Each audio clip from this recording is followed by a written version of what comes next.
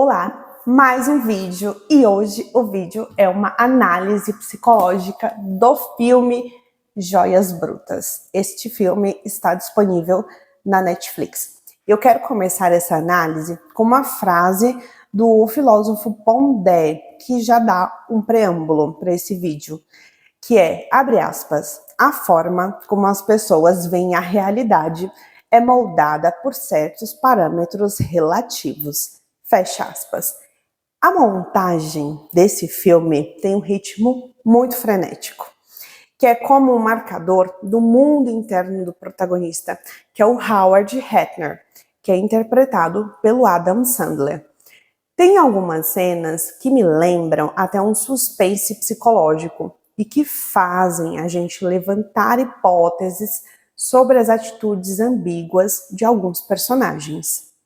E eu vou usar como bússola para essa análise a percepção que eu tive do Howard, ele ter uma tendência a tirar conclusões precipitadas, ainda que não tenha acesso a todas as variáveis de uma situação. Então, o modo dele pensar e, em consequência de tomar atitudes, é análogo ao que o Daniel Kahneman ele chamou de pensamento rápido. E o Kahneman, ele chama o pensamento rápido de sistema 1. As características do pensamento rápido são mais intuitivo, emocional, automático e enviesado. E o sistema 2, que é o pensamento devagar, as características dele são: ele é mais lento, mais lógico, profundo, deliberado e exige esforço. Daí o nome do livro, Rápido e Devagar, duas formas de pensar. Inclusive o Kahneman, ele foi um psicólogo que ganhou um Nobel de Economia, que veio a partir da teoria dele, rápido e devagar, duas formas de pensar. Então eu vou usar essa teoria do Kahneman como pano de fundo para nortear a análise da personalidade do Howard deste filme Joias Brutas. Eu li o livro do jornalista, que é Blink, A Decisão num Piscar de Olhos. E justamente, eu li esse livro justamente pensando nesta análise, já que nesse livro, o Gladwell, ele faz assim, um apanhadão de artigos e histórias de vida de pessoas que tiveram sucesso e fracassos em decisões que envolvem majoritariamente o pensamento mais frugal. Só que, comparando as abordagens diferentes, frente assim, ao mesmo tema, né, que é intuição, instinto, eu acho que o Kahneman, ele constrói um caminho muito mais embasado. Mas, de qualquer forma, eu vou usar o que eu aprendi um pouco aqui no Blink para nortear essa análise, embora majoritariamente a análise será guiada por este livro. E antes, eu vou dar um contexto rápido do filme. Então, o filme se passa em Nova York. Vamos acompanhar o Howard Ratner, que é um joalheiro. Ele é impulsivo, ambicioso, inescrupuloso e ele é viciado em apostas. Ele é casado com a Dina, juntos eles têm 3 filhos. Eu me lembro o nome de 2, que é o Benny e a Marcel. O nome do outro menino eu não me lembro. E ainda, ele tem uma amante que trabalha com ele na joalheria, que é a Júlia. Vou começar essa análise pelo prólogo. Se você gostou do filme Diamante de Sangue, eu tenho um forte palpite de que vai gostar desse. No prólogo de Joias Brutas, me lembrou muito a dinâmica do que acontece no filme Diamante de Sangue. Então, no prólogo, começa ali na Etiópia, mais precisamente na mina Willow. E a partir de uma dinâmica, a gente vê ali nesse prólogo, uma dinâmica bem predatória e exploratória. Então, os mineiros, eles trabalham em condições insalubres, recebendo muito menos do que vale os seus achados, e a lógica por trás, né, dessa exploração é a métrica da ganância, ou seja, maximizar as recompensas a partir do mínimo possível de investimento. E é nesse contexto que um trabalhador dessa mina acha uma pedra chamada opala negra da Etiópia. Então, o prólogo, ele é relativamente rápido, né? E agora eu vou centrar a análise na dinâmica da personalidade de dois personagens principais, que além do Howard, que eu já mencionei, tem também o KG, que é uma abreviação para Kevin Garnett. Ele é jogador da NBA e é um dos clientes da joalheria do Howard. Nas primeiras cenas que se passam dentro da joalheria, já dá para ter uma noção desse modo muito bagunçado e tenso, que é o modo que o Howard trabalha. E a amante dele, que é a Julia, ela vê, tem uma cena ali, que ela tá falando de um cantor. Então ela vê um potencial nesse cantor, que até então ele é novo ali no ramo da música, que é o The Weeknd. Sim, se você gosta do trabalho dele, você vai ver algumas cenas com ele.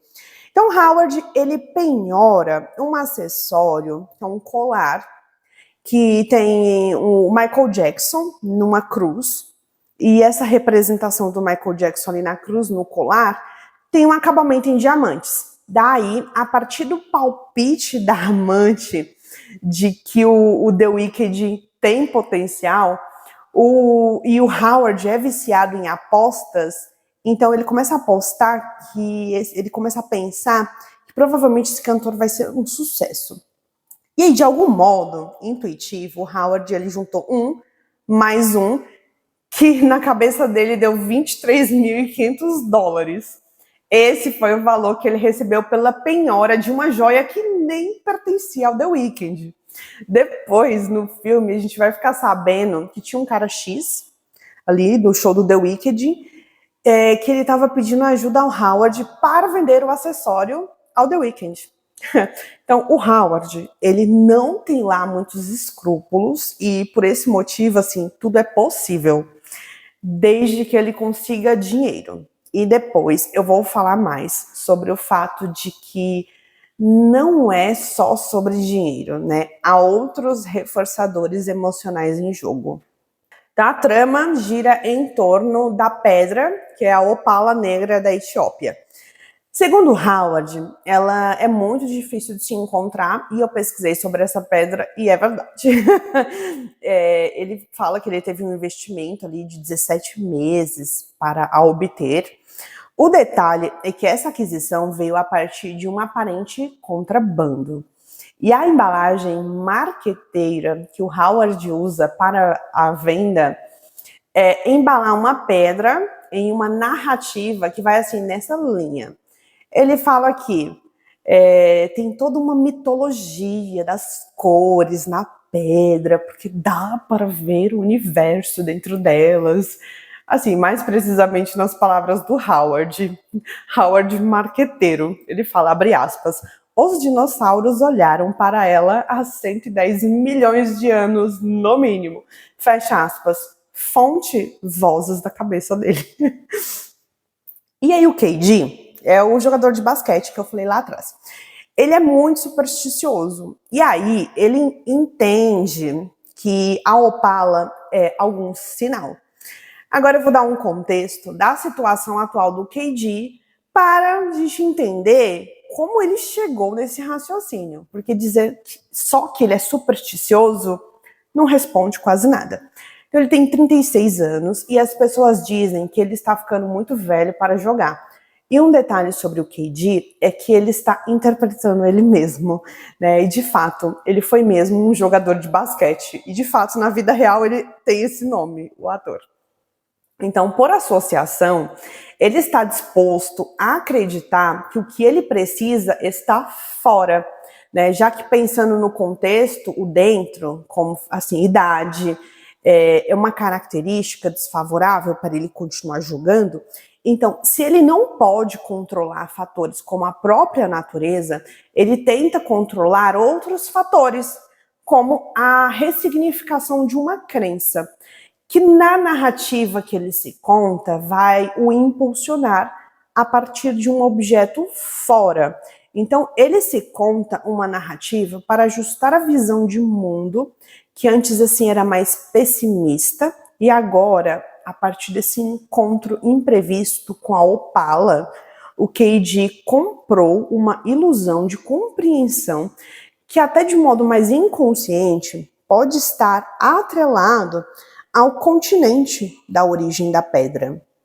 Se achamos que determinado lançador de beisebol é bonito e atlético, por exemplo, a maior probabilidade de que o classifiquemos como o melhor em lançar a bola também. Mas o efeito halo também pode ser negativo.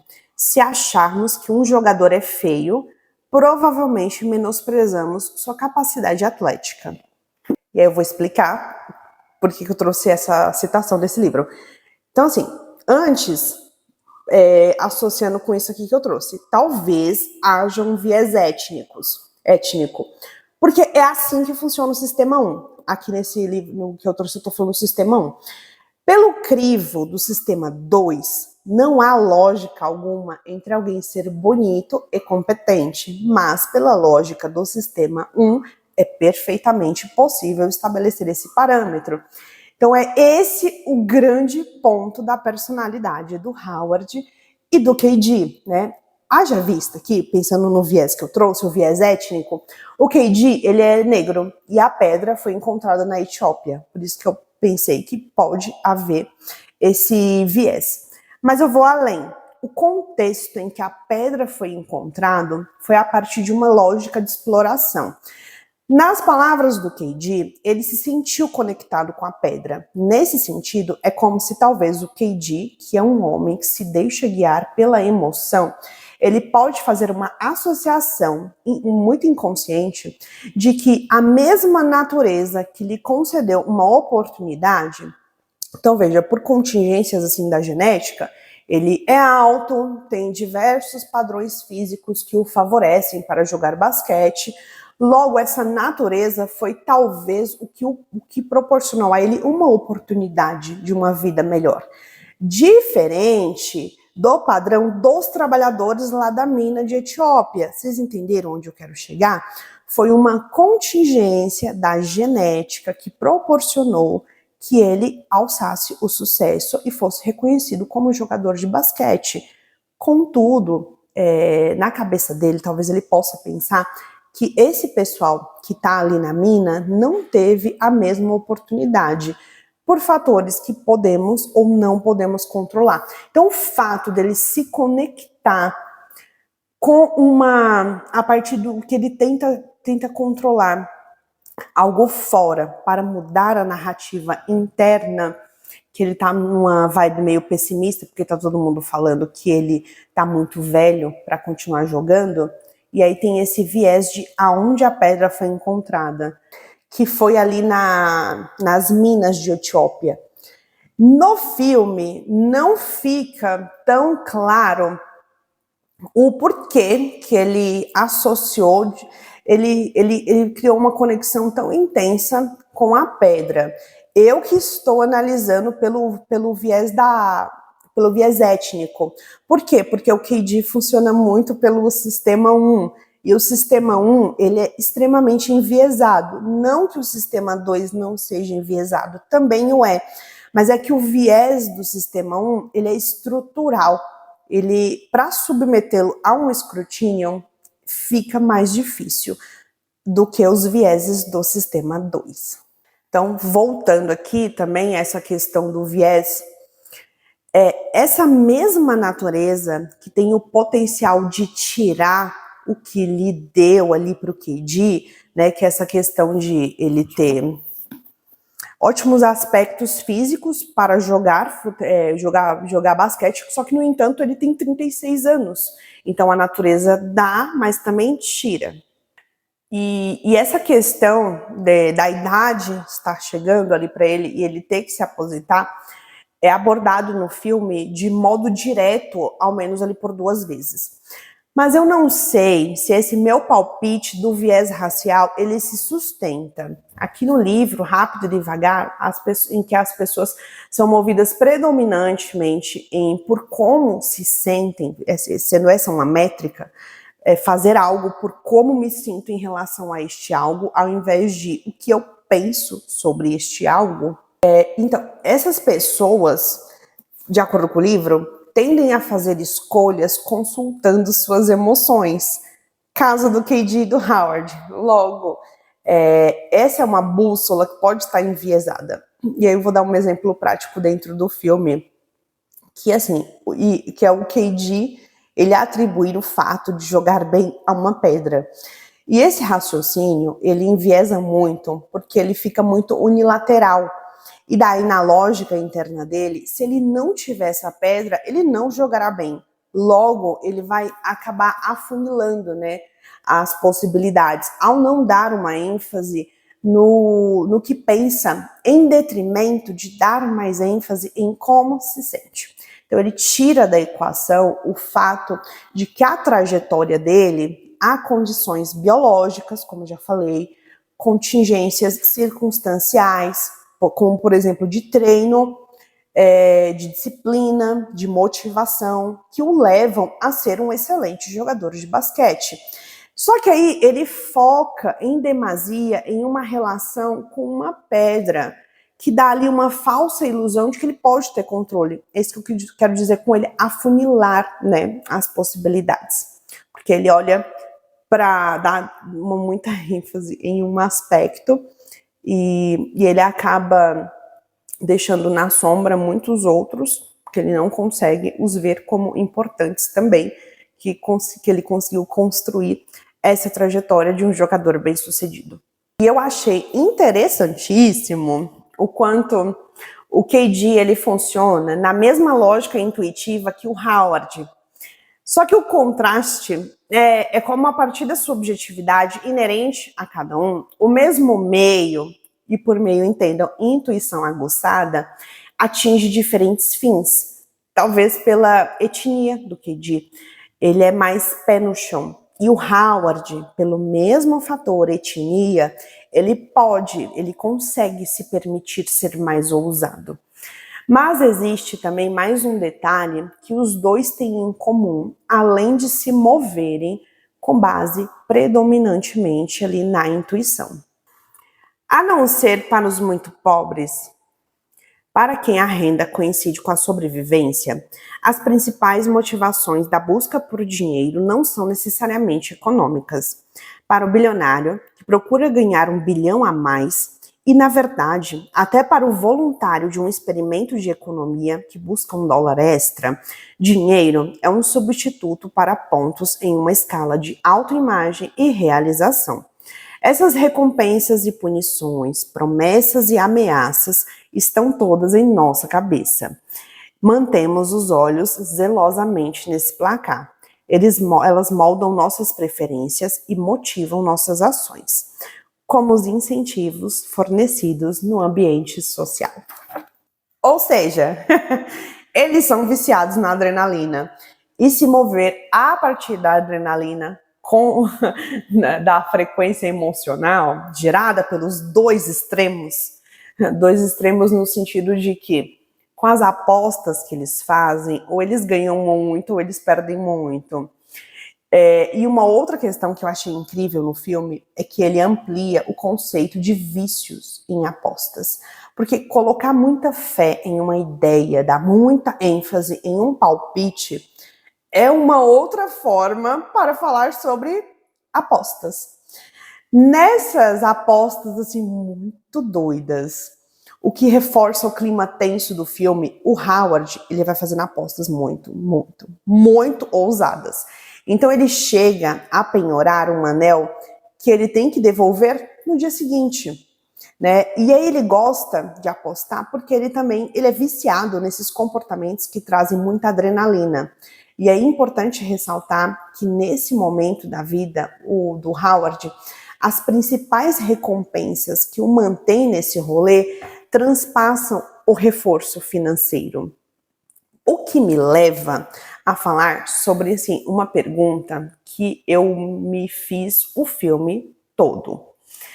Eu fiquei me perguntando como ele conseguiu sustentar um padrão de vida tão alto, sendo tão impulsivo, descontrolado, reativo e desonesto ao longo do filme.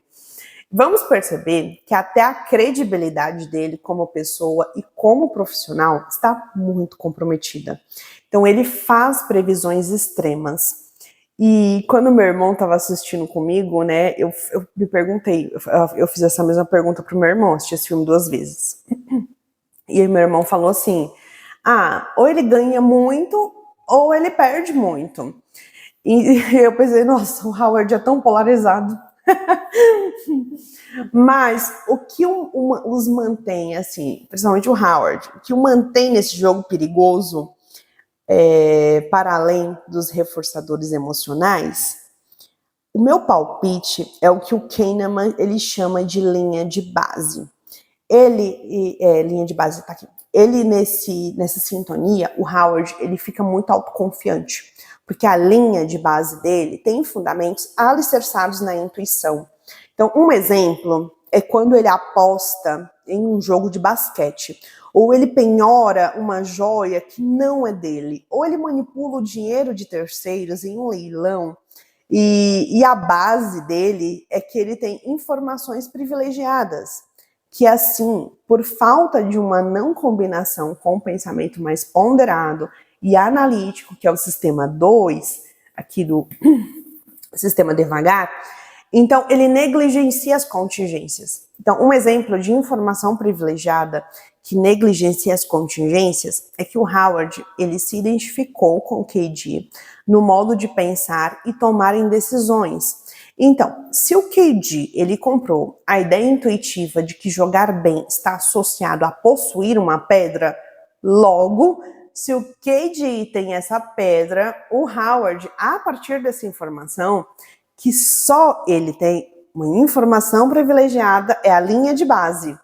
Então, ele vai fazer uma aposta no time do KD e ele vai ficar muito confiante que essa aposta, que o KD vai ganhar esse jogo, porque o KD tem a pedra.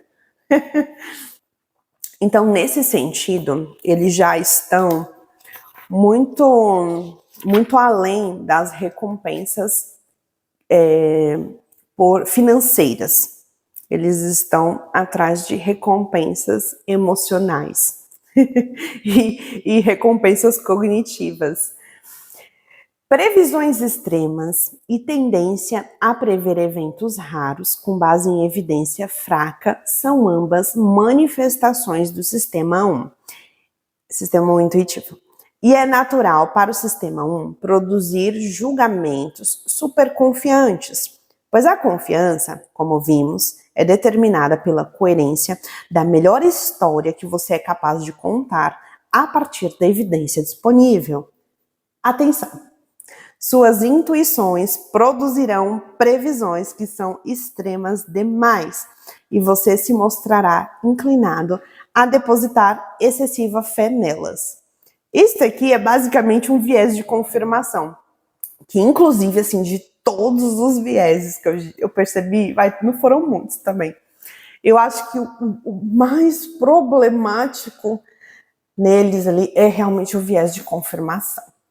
E como assim? Ele está super confiante nas evidências que partem da intuição.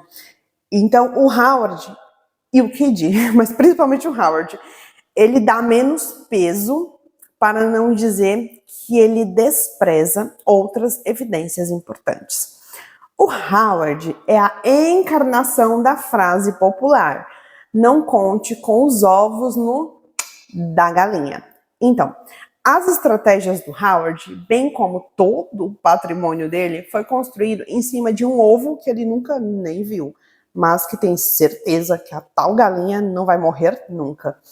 Todos os erros de previsão que o Howard teve são tratados igualmente como descartáveis.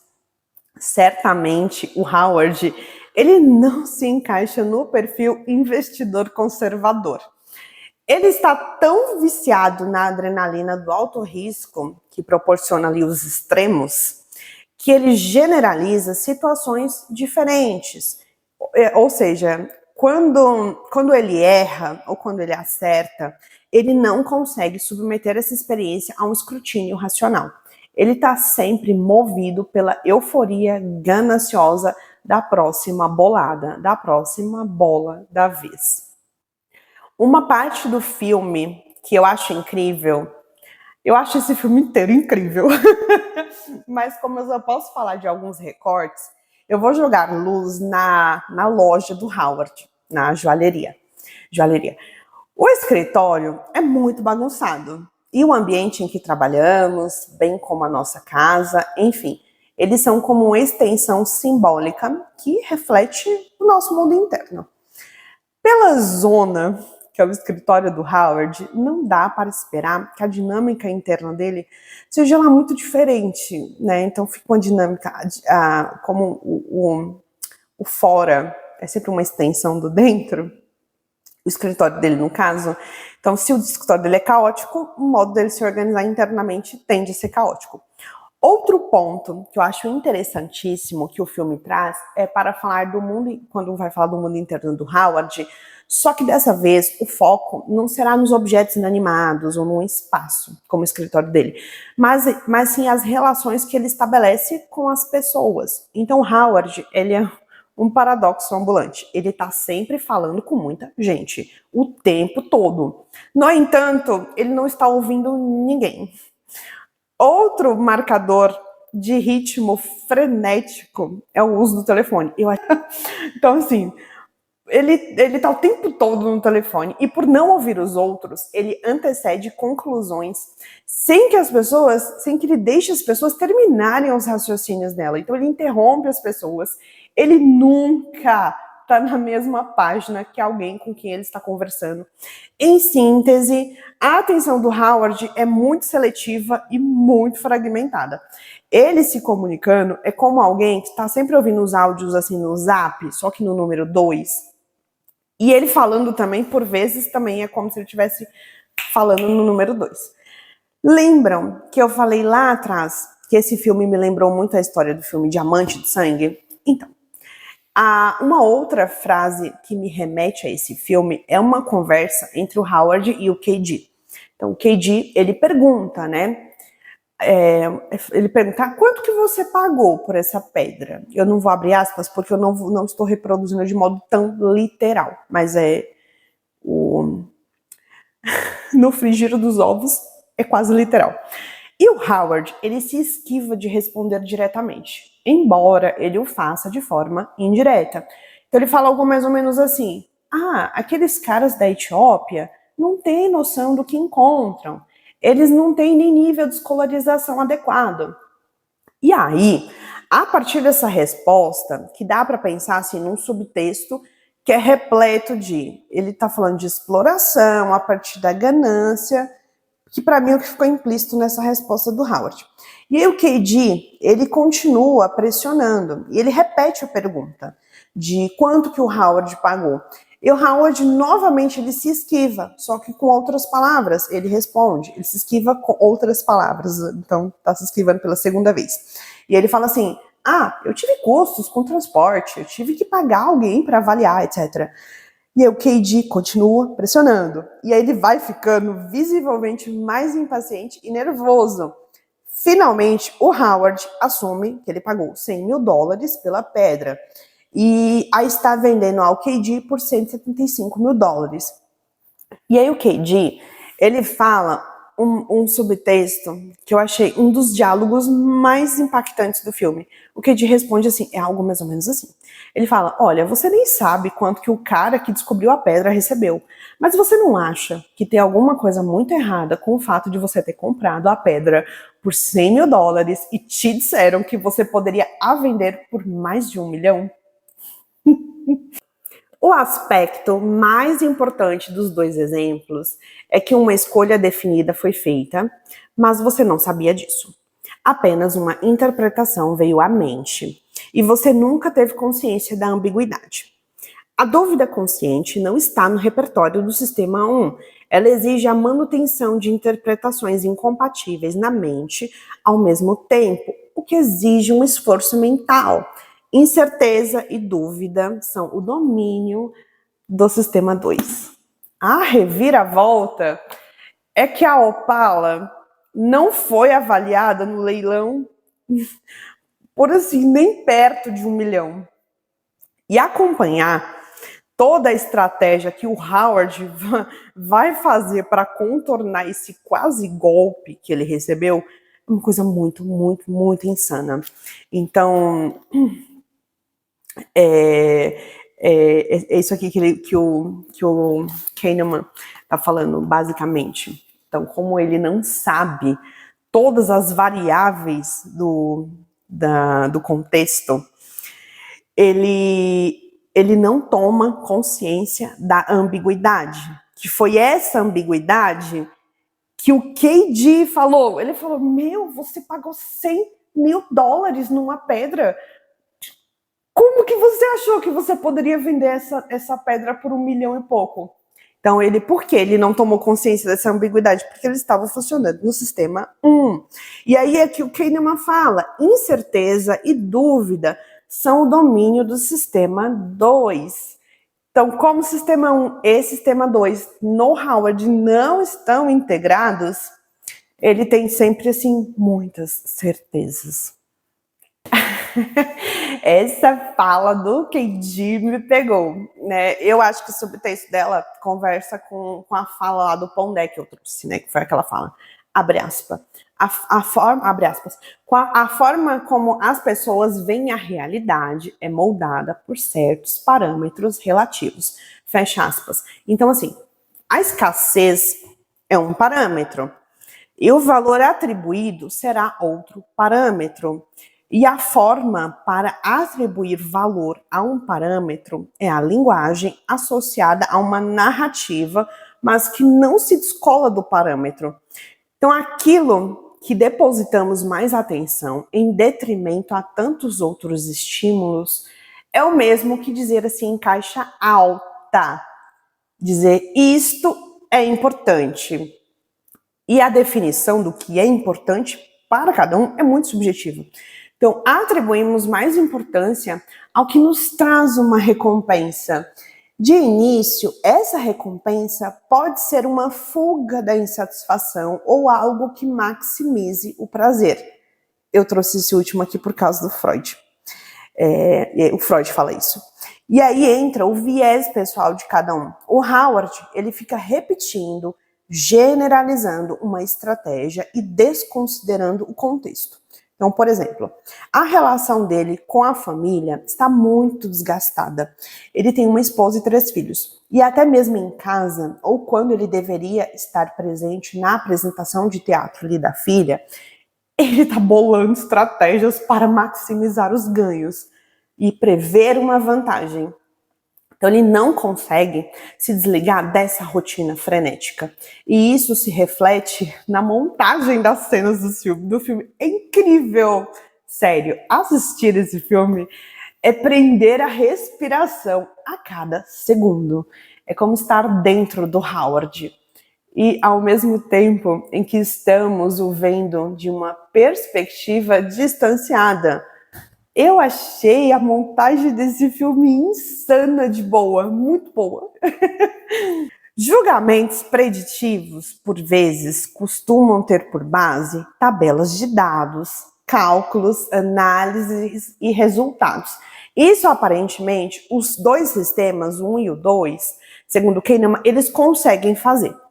Só que ele parece um tanto muito mais confiável do que o outro.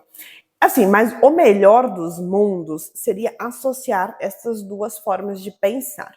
Então, Howard, ele negligencia muito o sistema 2 e deposita todos os ovos no sistema 1, que é um sistema mais intuitivo.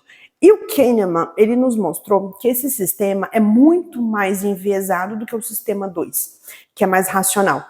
E eu acho que o viés mais limitante na dinâmica do Howard é o viés de confirmação. Inclusive eu falei, mas eu percebi que eu não expliquei. Vou explicar agora o que é o viés de confirmação. Outras intuições, que às vezes, subjetivamente, são indistinguíveis da primeira, surgem da operação de heurísticas que com frequência substituem a questão mais difícil que foi feita por uma questão fácil. Julgamentos intuitivos podem ser feitos com grande dose de confiança, até mesmo quando estão baseados em avaliações não regressivas de evidência fraca. Claro, muitos julgamentos, sobretudo no terreno profissional, são influenciados por uma combinação de análise e intuição. Tá. Vou explicar agora o que é o viés de confirmação, porque eu li isso aqui. Isso aqui não é necessariamente viés de confirmação, mas me lembrou muito. E eu acho que eu tive uma impressão que esse é o viés mais problemático do Howard. Então, nesse viés, é como se tudo o que acontece no mundo, de uma forma até muito generalista, reforçasse a crença interior da pessoa. Então, assim, um retroalimenta o outro, sem que, no entanto, haja evidências e parâmetros sólidos que acontecimentos fora tenham ligação direta com a crença dentro. Então, a pessoa tem uma crença, e aí conforme ela vai vivendo no mundo, se engajando em atitudes, falando com pessoas, conforme o que acontece, a pessoa tende a associar com a crença dela. Então, isso acaba reforçando o próprio pensamento, a forma de pensar da pessoa. Então, ela vai generalizando. Essa citação aqui, eu acho que vai deixar um pouco mais claro. Na ausência de um contexto explícito, o sistema 1 gerou um contexto provável próprio. Na dúvida, o sistema 1 aposta numa solução e a aposta é orientada pela experiência. Mas afinal, tem alguma vantagem nas decisões puramente intuitivas?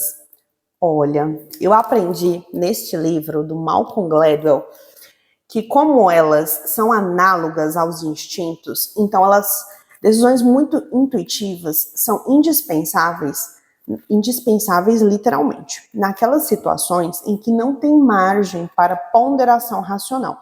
Haja vista que ser racional demanda tempo, esforço, e embora assim, o raciocínio intuitivo ele seja encharcado de vieses, assim como o racional, só que o racional, por ser mais ponderado, ele consegue submeter os vieses a um escrutínio. Muitas decisões de cunho intuitivo têm vieses que são tão sutis que eles direcionam comportamentos que dificilmente eles são corrigidos pela educação moral. Os vieses do raciocínio intuitivo, eles são muito estruturais. E pelo que eu entendi, nesse livro do Malcolm, sem uma mudança na raiz basal da bússola moral que é inerente a cada um, é impossível fazer essas correções.